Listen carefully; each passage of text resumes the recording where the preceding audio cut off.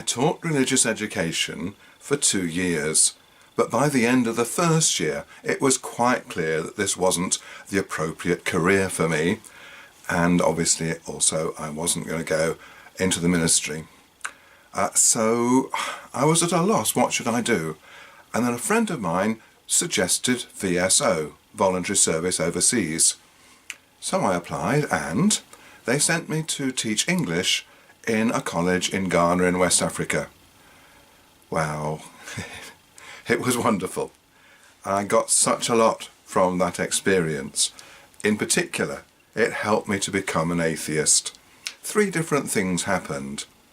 First, it took me away from all the pressures and all the expectations. So nobody worried whether I went to church or not. Nobody expected me to lead prayer meetings or preach or run the Sunday school or anything. I was completely free.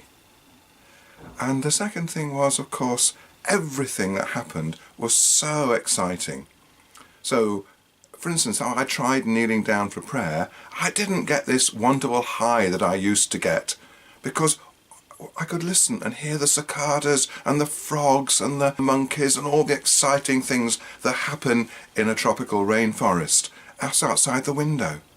So the amazement and the excitement about the real world was greater than the excitement in my own head. But most importantly, I met people of other faiths.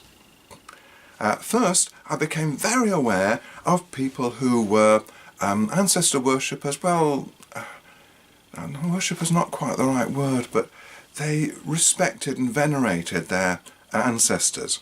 So, for instance, any time you had an alcoholic drink, you had to pour libation. You had to pour a little bit onto the ground. And everybody did it, including the Catholic priest and the Methodist pastor.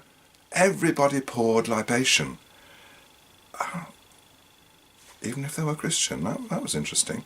Then, of course, I met animists who believed that there were little gods in those trees or those rocks or here or there. And they were worried about curses and things like that. And they believed that the small gods could cure you of many diseases. And they really believed this. And then, of course, I met Muslims who were so committed to their religion, so much more than the Christians I'd met in Britain. And of course I met other Christians, Catholics that I didn't mix with very much, and some of the weirdest Pentecostal type people, really way out. Everybody seemed to be having the similar sort of belief, similar sorts of experiences, and I realised that these were human emotions, not divine ones, and that all religions basically were in our heads.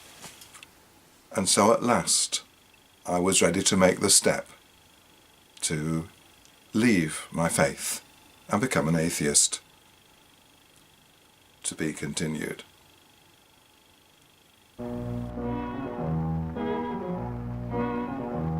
It ain't necessarily so. It ain't necessarily so.